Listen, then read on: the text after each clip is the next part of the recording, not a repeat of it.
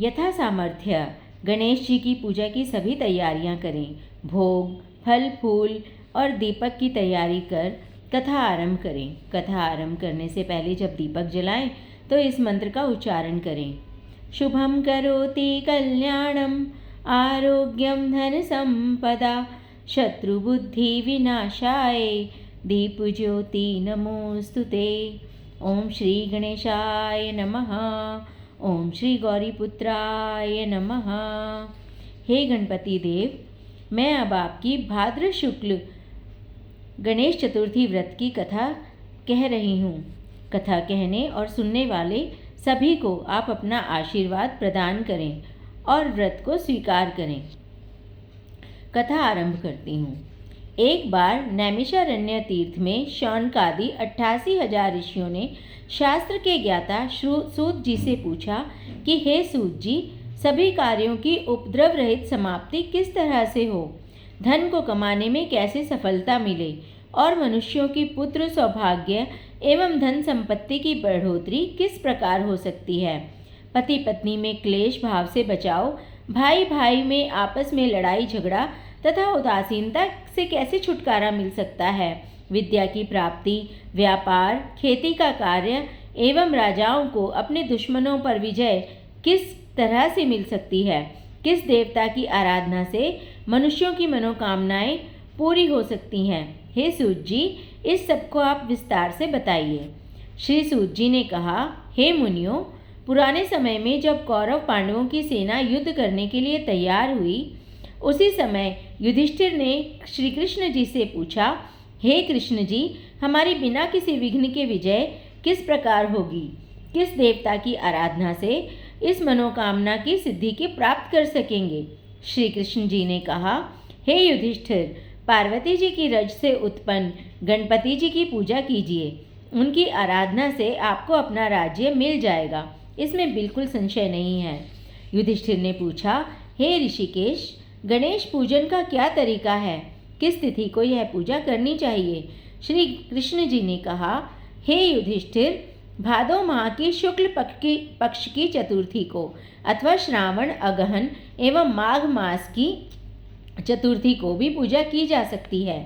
हे युधिष्ठिर, यदि आप चाहें तो श्रद्धापूर्वक भादो शुक्ल चतुर्थी से ही गणपति की आराधना शुरू कर दीजिए। व्रत करने वाला सुबह उठकर सफ़ेद तिल से स्नान करे, दोपहर में अपनी शक्ति अनुसार आधा तोला, 1 तोला, 2 तोला अथवा 4 तोले की सोने की मूर्ति बनवा ले। सोने के अभाव में चांदी की बनवा ले। चांदी की मूर्ति यदि ना बनवा सके तो मिट्टी की मूर्ति बनवा ले। धन के होते हुए भी कमी न बरते। ये ही वर विनायक और यही सिद्धि विनायक हैं। मनोकामना को पूर्ण करने के लिए भादो शुक्ल चतुर्थी को इनकी आराधना करें। ऐसा करने से सारी इच्छाएं पूरी होती हैं। ध्यान करने की विधि, एक दांत वाले, छाछ के समान बड़े कान वाले, हाथी की तरह मुख वाले, 4 भुजाओं वाले, हाथ में पाश व अंकुश रखे हुए सिद्धि विनायक गणपति जी का हम ध्यान करते हैं। एक चित्त होकर पूजन करें। पहले पंचामृत से, बाद में जल से नहलाएं। गणेश जी को गंध चढ़ावें, उनका आवाहन करें। पाद्य अर्घ्य देकर 2 लाल वस्त्र चढ़ाएं। इसके बाद पुष्प, धूप, दीप और भोग अर्पित करें। पुनः पान के ऊपर थोड़ी सी मात्रा में सोना अथवा रुपया, अठन्नी आदि चढ़ावें। फिर गणेश जी पर 21 दूर्वा चढ़ावें।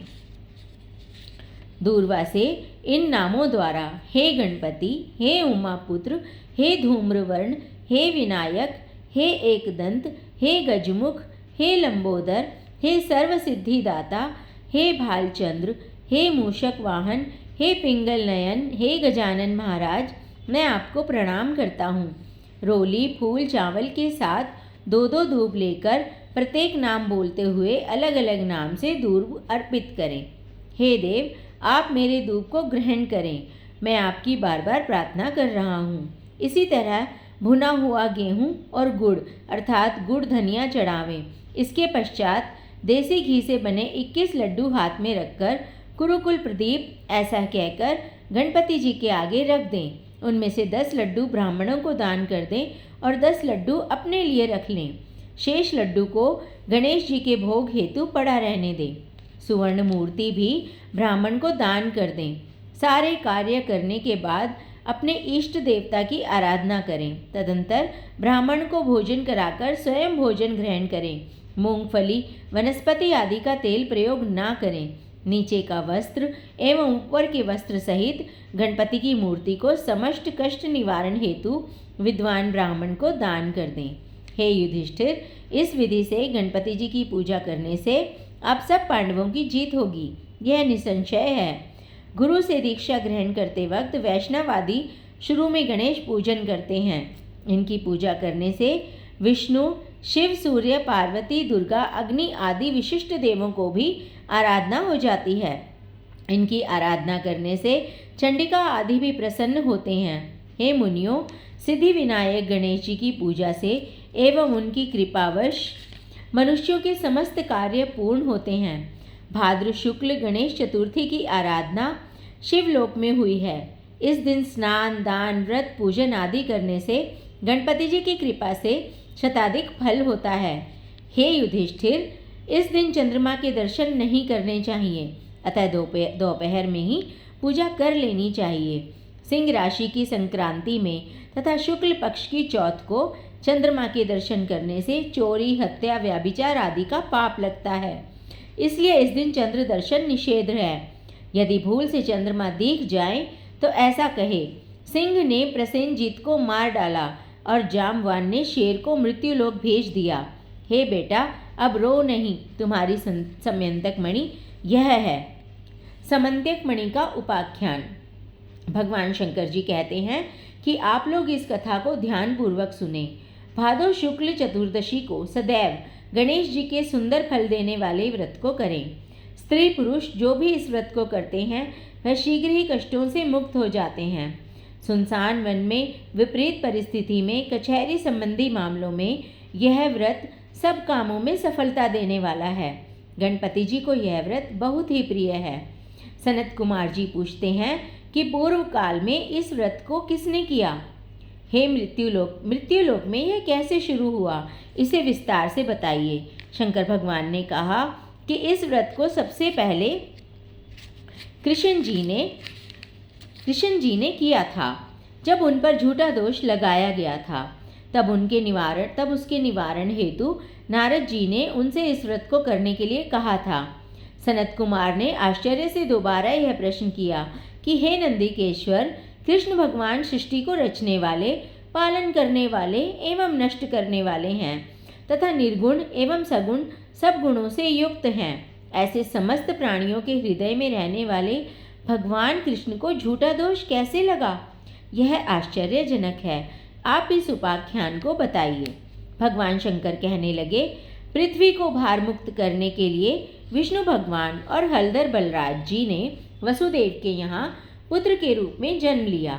मगध के राजा जरासंध के बार बार आक्रमण करने के फलस्वरूप कृष्ण जी ने समुद्र में सोने की द्वारिकापुरी बनवाई। उस द्वारिकापुरी में 16,000 रानियों के लिए 16,000 महलों को बनवाया तथा उन सब महलों में पारिजात नाम के वृक्ष को लगवाया। 56 करोड़ यादवों के लिए 56 करोड़ मकानों का निर्माण कराया। उसके अतिरिक्त ब्राह्मण, क्षत्रिय, वैश्य एवं शूद्र आदि लोगों के लिए निवास स्थान बनवाए, जहाँ जनता शांति से रहती थी। उस पुरी में उग्र नामक यादव के सन्नाजित और प्रसेनजित 2 पुत्र हुए। समुद्र के किनारे सूर्य भगवान को प्रसन्न करने हेतु सन्नाजित निराहार रहकर तपस्या करने लगे। सूर्य भगवान उनकी इस तपस्या से खुश होकर उनके सामने उपस्थित हुए। सन्नाजित उनसे बहुत खुश हुए। सन्नाजित प्रार्थना करने लगे, हे तेज के स्वरूप, हे स्वयं प्रकाशवान, हे भगवान भास्कर, आपको मेरा बारंबार प्रणाम है। हे ग्रहों के राजा, हे चंद्रमा को प्रकाश देने वाले, हे संपूर्ण देवों के स्वामी, आपको मैं नमस्कार करता हूँ। आप मेरे पर प्रसन्न हो। सन्नाजित की ऐसी प्रार्थना से भगवान सूर्य ने सन्नाजित से मधुर वाणी में कहा कि हम तुम पर बहुत खुश हैं। तुम जो चाहते हो वो हमसे मांग लो। हम तुम्हारी पूजा से संतुष्ट हैं। अब तुम इस सुंदर रत्न को ले लो, यह देवों को भी प्राप्त नहीं है। ऐसा कहते हुए भगवान ने मणि अपने गले से उतारकर उसे दे दी। भगवान सूर्य नारायण ने उनसे कहा कि यह मणि प्रतिदिन 24 मन सोना प्रदान करती है। इसके धारण करने के समय पवित्र रहना आवश्यक है। हे सन्नाजित, अपवित्र समय शौचावस्था में धारण करने से पहनने वाले की मृत्यु हो जाती है। ऐसा कहकर सूर्य भगवान अदृश्य हो गए। मणि को पहनकर सन्नाजित सूर्य के समान तेजस्वी लगने लगे। उनके द्वारिकापुरी में प्रविष्ट करने पर उस तेज के फलस्वरूप किसी को पता न चला कि किसका आगमन हो रहा है। उस मणि की चमक से लोगों को यह लगा कि साक्षात सूर्य नारायण ही आए हैं। जब लोग पास में आए और साफ तौर से देखा तो उन्होंने जाना कि यह सूर्य नहीं है, यह तो सन्नाजित हैं जो कंठ में मणि धारण किए हुए हैं। मणि को देखकर भगवान कृष्ण जी का मन ललचा गया, लेकिन उन्होंने मणि लेने की इच्छा नहीं की। इधर सन्नाजित को यह संदेह पैदा हुआ कि कृष्ण जी कहीं मुझसे मणि न ले लें। इस संदेह से उसने मणि अपने भाई प्रसेनजित को दे दी और पवित्र रहकर उसे पहनने के लिए सावधान किया। एक समय शिकार के लिए प्रसेनजित कृष्ण जी के साथ उस मणि को धारण किए वन में गए। अपवित्रता के कारण प्रसेनजित को एक सिंह ने मार डाला।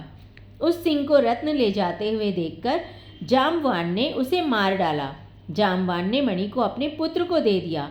इधर कृष्ण जी शिकारियों के साथ द्वारिका में लौट आए। समस्त द्वारिका में रहने वालों ने कृष्ण जी को अकेला आया देखकर यह अनुमान लगाया कि मणि के लालच में श्री कृष्ण जी ने प्रसेनजित को मार डाला है। ऐसा कौन सा पाप है जो लोभी के लिए ना करने वाला हो? वह तो अपने गुरुओं को भी मार डालता है। सब लोग यह चर्चा करने लगे। झूठा दोष लगने से कृष्ण जी का मन बहुत ही दुखी हुआ और वे बिना कुछ कहे लोगों को साथ लेकर शहर से बाहर चले गए। वन में श्री कृष्ण जी ने प्रसेनजित को सिंह द्वारा मृत पाया। कृष्ण जी सवारी के साथ प्रसेनजित के पैरों के चिन्हों के सहारे वहां गए जहां ऋक्ष ने सिंह को मारा था। खून की बूंदों के सहारे ही श्री कृष्ण उसकी गुफा में घुस गए। ऋक्षराज की गुफा बहुत ही डरावनी तथा अंधकार वाली थी।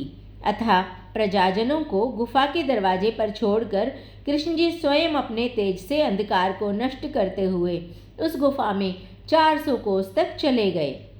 वहां पहुंचने पर उन्होंने एक सुंदर महल देखा जिसमें जामवान का पुत्र एक सुंदर मणिरत्न लटके पालके में झूल रहा था। बालक के उस खिलौने स्वरूप मणि को लेने हेतु कृष्ण जी उसके पास खड़े हो गए। रूप से परिपूर्ण कमल के समान नेत्रों वाली किशोरी उस पालने को झुला रही थी। ऐसी सुंदर युवती को देखकर कृष्ण जी चकित हो गए। वह स्नेह से कह रही थी, लाडले तुम रो क्यों रहे हो? देखो, प्रसेनजित को शेर ने मार डाला और शेर को मारकर हमारे पिताजी ने यह सेमंतक मणि तुझे खेलने के लिए ला दी है।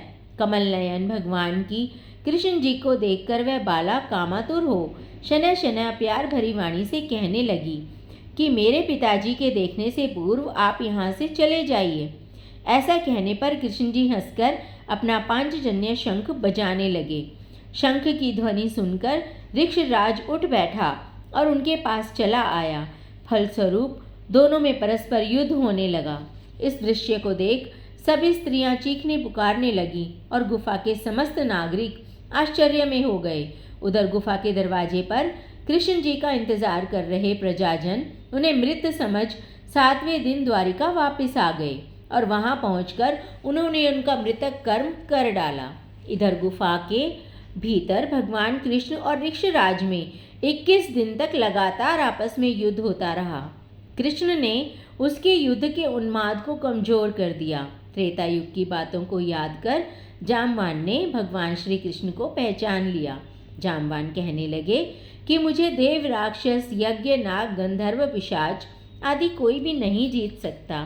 वे मेरे साहस के सामने नहीं ठहर सकते। हे देवों के देव, आपने मुझे परास्त किया है। इससे आपका देवों के स्वामी होना निश्चित है। मैं जान गया कि आप भगवान विष्णु का तेज हैं और कोई और इतना बलिशाली नहीं हो सकता। आप त्रेता युग के वही धनुष को धारण करने वाले राम हैं जिन्होंने लंका पर आक्रमण करके राक्षसों को अपने बाणों द्वारा मारा था। जब जामवान ने उन्हें पहचान लिया तो उससे श्री कृष्ण जी कहने लगे, हे ऋक्षराज, इस मणि के कारण मुझे झूठा दोष लगा है, अतः इस मणि को लेने हेतु मैं इस गुफा में आया हूँ। भगवान की यह बात सुनकर जाम्बान ने प्रसन्नता से अपनी कन्या जाम्बती को उन्हें सौंप दिया और दहेज में वह मणि भी दे दी। भगवान कृष्ण ने कन्या और मणि प्राप्त कर जाम्बान को ज्ञान का उपदेश देकर जाने का विचार किया। जाम्बती के साथ मणि सहित कृष्ण जी प्रसन्नचित होकर द्वारिका लौट आए। श्री कृष्ण को पत्नी सहित मणि लेकर लौटा देख सभी पुरुष खुशी मनाने लगे। कृष्ण जी मित्रजनों के साथ यादवों की राज्यसभा में आए। वहां उन्होंने मणि के लुप्त हो जाने और उसके दोबारा मिल जाने की समस्त घटना को बताया और राज्यसभा में उपस्थित सन्नाजित को वह मणि दे दी। इस प्रकार भगवान श्री कृष्ण झूठे दोष से मुक्त हो गए। सन्नाजित मणि पाकर बहुत लज्जित हुए, जिसके कारण उन्होंने अपनी कन्या सत्यभामा का विवाह श्री कृष्ण जी से कर दिया।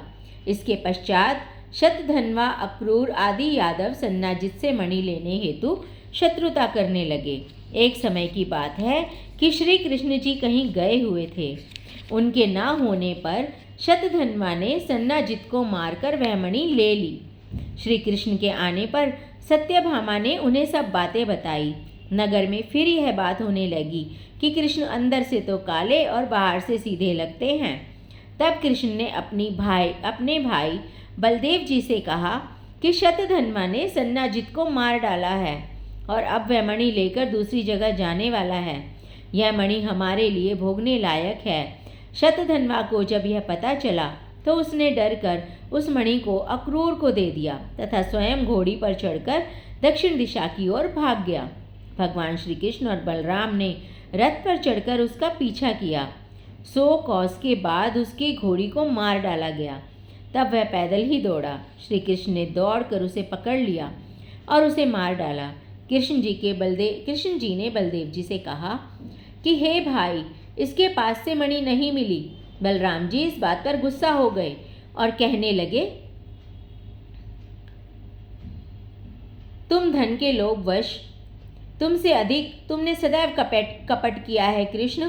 तुमसे अधिक पापी और कोई नहीं है। जब तुम धन के लोभवश अपने सगे संबंधियों की हत्या करने में भी भूल नहीं करते, तो ऐसा कौन भाई होगा जो तुम्हारा साथ दे। इसके पश्चात कृष्ण जी ने कसम खाकर बलराम को भरोसा दिलाने की कोशिश की। ऐसी झूठी बात के दुख को बर्दाश्त करना धिक्कार है।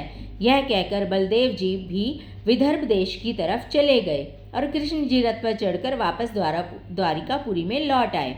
कृष्ण के लौटने पर द्वारिका के लोगों में फिर यह बात होने लगी कि कृष्ण जी ने अपने बड़े भाई बलराम जी को द्वारिका से निकालकर सुंदर कार्य नहीं किया है। मणि के लालचवश उन्हें ऐसा नहीं करना चाहिए था। मनुष्यों के इस प्रकार कहने से कृष्ण जी के मन को बहुत दुख हुआ। इधर अक्रूर भी तीर्थों में घूमने हेतु द्वारिका से चल दिया। उसने काशीपुरी में पहुंचकर यज्ञपति भगवान के निमित्त विष्णु योग किया। अक्रूर ने उस मणि से रोज सोना प्राप्त करने के द्वारा सभी व्यक्तियों को दक्षिणा देकर संतुष्ट किया। नगर में देवों के मंदिरों को बनवाया। सूर्य द्वारा दी गई मणि को अक्रूर सदैव शुद्धता के साथ धारण करते थे। जहाँ भी कहीं वह जाते थे, वहाँ कभी कोई अकाल अथवा व्याधि का प्रकोप नहीं होता था। भगवान कृष्ण सभी बातों को जानते थे। वे अंतर्यामी थे, लेकिन मनुष्य रूप में होने के कारण लोक दिखावे के लिए माया से छुटकारा पाने में अपनी अज्ञानता दर्शाते थे। मणि के कारण भाई बलराम जी से विरोध हुआ। अनेक बार तरह तरह के दोष लगते रहे, अतः इतना लांछन कहाँ तक सहा जाए। कृष्ण जी की इस सोच विचार की अवस्था में ही वहाँ नारद जी आ गए। भगवान द्वारा आतिथ्य स्वीकार कर नारद जी सुखपूर्वक आसन पर विराजे और कहने लगे, हे केशव, आप उदास क्यों दिख रहे हैं और किस चिंता में डूबे हैं? आप मुझसे सब बात कहिए। श्री कृष्ण जी ने कहा, हे देवर्षि नारद, मुझे अकारणवश बार बार दोष लग रहा है, अतः मुझे अत्यंत खेद हो रहा है। मैं आपकी शरण में हूँ, मुझे चिंता से मुक्त कीजिए। नारद जी ने कहा, हे देव, आप पर जो कलंक लगा है उसका कारण मैं जानता हूँ। आपने भादो सुदी चतुर्थी को चंद्रमा के दर्शन किए हैं, अतएव आपको बार बार कलंकित होना पड़ रहा है। नारद जी से यह बात सुनकर कृष्ण जी सार भरी वाणी में कहने लगे, हे नारद जी, चौथ के चांद को देखने पर कैसे दोष लगता है, जबकि दूज के चांद को तो लोग देखते हैं और उसका श्रेष्ठ फल पाते हैं। नारद जी ने कहा कि स्वयं गणेश जी ने देखने योग्य रूप वाले अर्थात सबसे सुंदर रूप पर घमंड करने वाले चंद्रमा को शाप दिया है कि आज के दिन जो लोग तुम्हारे दर्शन करेंगे उन्हें व्यर्थ ही समाज में बुराई उठानी पड़ेगी। श्री कृष्ण जी ने पूछा कि हे नारद जी, अमृत को बरसाने वाले चंद्रमा को गणेश जी ने क्यों शाप दिया? आप इस सबसे सुंदर कथा को विस्तार से बताइए। नारद जी ने कहा, पुराने समय में ब्रह्मा, विष्णु और महेश ने मिलकर गणेश जी को अष्ट सिद्धि व नवनिधि को पत्नी स्वरूप प्रदान किया। शास्त्र में कही गई विधि से गणेश जी की आराधना करके उन्हें समस्त देवों में प्रथम स्थान देकर प्रजापति ब्रह्मा जी उनकी स्तुति करने लगे। ब्रह्मा जी ने कहा कि हाथी के समान मुख वाले हे गणपति, हे लंबोदर, हे वरदायक, हे सृष्टिकर्ता, पालक एवं संहार करता गणेश जी, जो मनुष्य श्रद्धा भक्ति पूर्वक आपको लड्डू चढ़ाकर पूजा करेंगे, उनकी सभी विघ्न बाधाएं दूर हो जाएंगी और उनको दुर्लभ सिद्धि मिलेगी। इसमें कोई संशय नहीं है। आपकी आराधना के बिना जो देवता या दानव सफलता की इच्छा करते हैं, उन्हें अरबों कल्प तक भी सिद्धि नहीं मिलती है। हे गणपति जी, आपकी कृपा दृष्टि के फलस्वरूप विष्णु पालन करते हैं तथा शिवजी संहार करते हैं। ऐसी स्थिति में मेरा सामर्थ्य नहीं है कि मैं आपकी प्रार्थना कर सकूं। ब्राह्मण जी के मुख से ऐसी प्रार्थना सुनकर गणेश जी ने कहा, हे सृष्टि के रचयिता ब्रह्मा जी, मैं आपकी प्रार्थना से बहुत खुश हूँ। आपकी जो इच्छा हो वर रूप में मुझसे मांग लीजिए। ब्रह्मा जी ने कहा, मुझे सृष्टि की रचना में किसी तरह की बाधा ना हो। गणेश जी ने प्रसन्न मन से कहा, ऐसा ही होगा। ब्रह्मा जी मन चाहा वरदान पाकर अपने लोक को चले गए। इधर गणेश जी स्वेच्छा से अपना अद्वितीय रूप धारण कर आकाश के रास्ते चंद्रलोक में जा पहुँचे। रूप से गर्वित चंद्रमा ने गणेश जी की लंबी सूंड, हाथी के समान बड़े कान, लंबे दांत, मोटा पेट, चूहे पर सवार हुए इस हंसी वाले रूप को देखा। ऐसे अद्भुत रूप को देखकर चंद्रमा को हंसी आ गई। इस पर गणेश जी क्रुद्ध हो गए और उनकी आंखें क्रोध से लाल हो गई। उन्होंने चंद्रमा को शाप दिया कि आज से शुक्ल चतुर्थी के दिन कोई भी व्यक्ति तुम्हारे पापी मुख को नहीं देखेगा। जो व्यक्ति भूल कर भी तुम्हारे मुख को देख लेगा, उसे अवश्य ही कलंक लगेगा। नारद जी ने कहा कि हे कृष्ण जी, इस भयंकर शाप को सुनकर संसार में हाहाकार मच गया और चंद्रमा का मुख मैला हो गया। वे जल में प्रवेश कर गए। उसी दिन से चंद्रमा जल में स्थान बनाकर रहने लगे। देवता, ऋषि और गंधर्वों को इससे बहुत निराशा और दुख हुआ। वे सब इंद्र के साथ ब्रह्मा जी लोक में गए। ब्रह्मा जी से उन लोगों ने कहा कि आज गणेश जी ने चंद्रमा को शाप दे दिया है। तब ब्रह्मा जी ने सब देवताओं से कहा कि गणेश जी का शाप अकाट्य है, उसे ना तो मैं ही काट सकता हूँ, ना ही कोई अन्य देवता। ऐसा निश्चित है, इसलिए आप सब उनकी शरण में जाएं। देवताओं ने पूछा, हे ब्रह्मा जी, किस प्रकार गणेश जी प्रसन्न होंगे, उस उपाय को बतलाइए। ब्रह्मा जी ने कहा कि गणेश जी की पूजन कृष्ण चतुर्थी को रात में करनी चाहिए। देसी घी में मालपुआ, लड्डू आदि बनाकर भोग लगाना चाहिए। स्वयं भी हलवा, पूरी, मिष्ठान आदि का भोग लगाकर प्रसाद लेना चाहिए। ब्राह्मण को दान में गणेश जी की सोने की मूर्ति देनी चाहिए। यथाशक्ति दक्षिणा दें। धन के होते हुए भी कमी नहीं करनी चाहिए। पूजन व्रत आदि की समस्त विधि ब्रह्मा जी से जानकर सब देवताओं ने गुरु बृहस्पति व्रतादि देव को चंद्रमा के पास भेजा। उन्होंने चंद्रमा को ब्रह्मा जी द्वारा बताई हुई विधि को सुनाया। चंद्रमा ने इस विधि के द्वारा गणेश जी का व्रत एवं पूजन किया। इससे भगवान गणेश जी प्रसन्न हो गए। अपने सामने गणेश जी को खेलते हुए देख चंद्रमा उनकी स्तुति करने लगे। चंद्रमा ने कहा, हे प्रभु, आप सब जगह हैं और सबके अंतर्यामी हैं। हे देवाधिपति, हे लंबोदर, हे वक्रतुंड, हे गणपति जी, मैं घमंडवश आपकी हंसी उड़ाई थी, इसके लिए मैं आपसे क्षमा मांगता हूँ। आप मुझ पर प्रसन्न होइए। मुझे अब आपके प्रभाव का पूर्ण ज्ञान हो गया है। जो पापी आपकी पूजा नहीं करते, उन्हें नरक भी नहीं मिलता।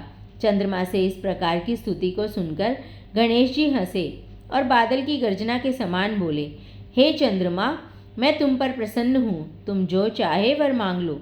चंद्रमा ने कहा, गणेश्वर, सभी लोग फिर से पहले की तरह मेरा दर्शन करने लगें और दूसरा, आपकी कृपा से मेरे समस्त पाप दूर हो जाएं।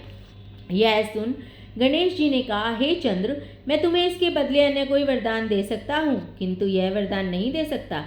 गणेश जी के मुख से ऐसा सुनकर ब्रह्मादि देवता बहुत डर गए और उनकी प्रार्थना करने लगे।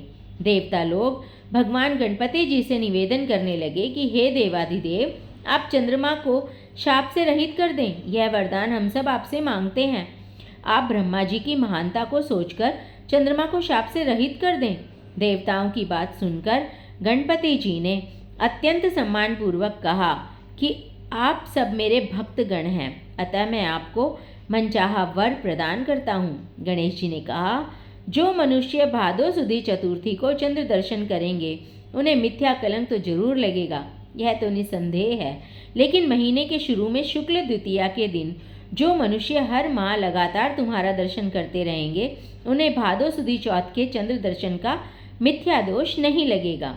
नारद जी कहते हैं, हे वसुदेव, उसी वक्त से द्वितीया के दिन सब पुरुष आदर सहित चंद्रमा के दर्शन करने लगे। गणेश जी ने स्वयं दूज को चंद्रमा के दर्शन की विशेषता को बताया है, लेकिन दूज के चंद्र दर्शन करने वाले जो पापी भद्र शुक्ल चतुर्थी को तुम्हारा दर्शन करेंगे उन्हें 1 वर्ष के अंदर ही झूठा कलंक भोगना पड़ेगा। तत्पश्चात चंद्रमा ने गणेश जी से दोबारा पूछा कि यदि ऐसी घटना हो जाए तो हे गजानन, आप किस तरह प्रसन्न होंगे, कृपया यह बताएं। श्री गणेश जी ने कहा, कृष्ण पक्ष की हर एक चतुर्थी को जो मनुष्य लड्डू का भोग लगाकर मेरी अर्चना करेंगे और विधि सहित रोहिणी के साथ तुम्हारी पूजा करेंगे तथा जो लोग मेरी मूर्ति का पूजन करके कथा को सुनेंगे, ब्राह्मणों को भोजन एवं दान देंगे, तो मैं हमेशा उनके दुखों को नष्ट करता रहूँगा। यदि सोने की मूर्ति ना बनवा सके तो मिट्टी की सुंदर मूर्ति बनवाएं और नाना प्रकार के सुंदर गंध वाले फूलों से मेरी पूजा करें। फिर खुशी से ब्राह्मण को भोजन कराकर तथा विधि से सहित पूजन के बाद कथा सुनकर आगे कही गई विधि द्वारा ब्राह्मण को समर्पित करें।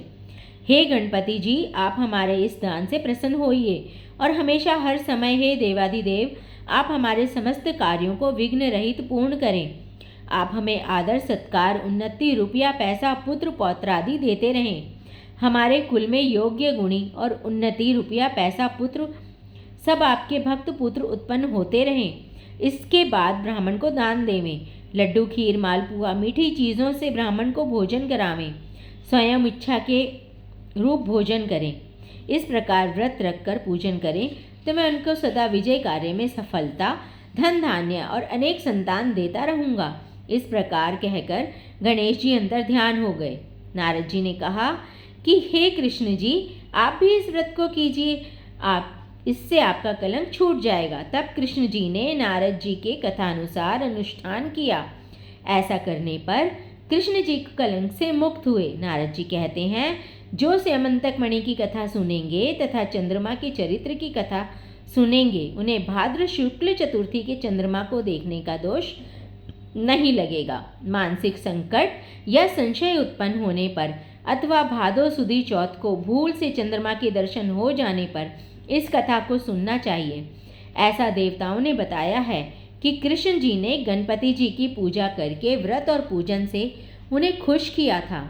स्त्री पुरुषों पर किसी प्रकार की मुसीबत आने पर इस व्रत को करने से उनकी समस्त मनोकामनाएं पूर्ण होती हैं।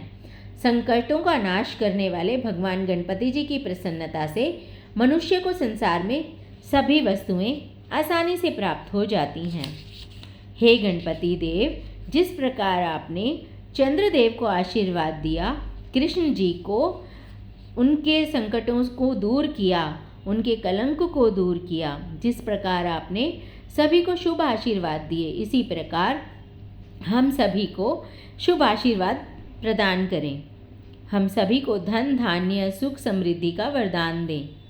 कथा कहने और सुनने वाले सभी पर अपना आशीर्वाद बनाए रखें। जय श्री गणेश।